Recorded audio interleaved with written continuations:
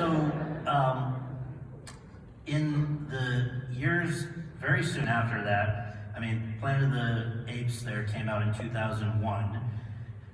That, I believe, was the same year that you first heard about a project called American Splendor, which was made by, let's just set it up by saying, Harvey Pekar, the eccentric writer of underground comics, sort of in the universe of the animation that you had been interested in, directed by Robert Pulcini and Sherry Springer Berman, who came from the world of documentaries. So this was sort of a crazy hybrid idea they had of animation and documentary and all kinds of things.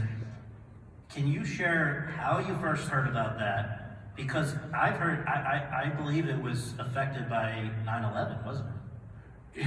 Yeah, it's a kind of long story, but I got the script and I thought, oh my God, this is great, and I'd love to play this guy.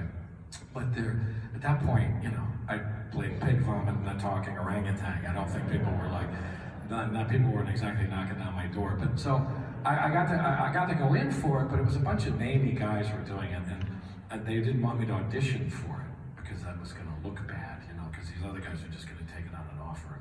I went in and met the directors, and they were lamenting that they couldn't have somebody audition for it because they had to know whether you could sort of, impersonate these people who were going to be in the movie.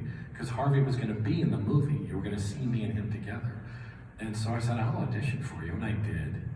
And they really liked what I did. And the audition was September 10th, 2001. And all that happened, and then a couple months later, they came back and said, they do want to make that movie, but none of those named guys want to work right now. And you're the only person who auditioned for it. And they really liked what you did. Do you want to do it? And I was like, yeah, I do.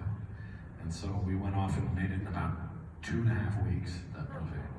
And it was an HBO movie, which is the really crazy thing. That movie was supposed to be on HBO television, which is very strange. So it was a bizarre fluke that I ended up. And then it went to Film Festival and got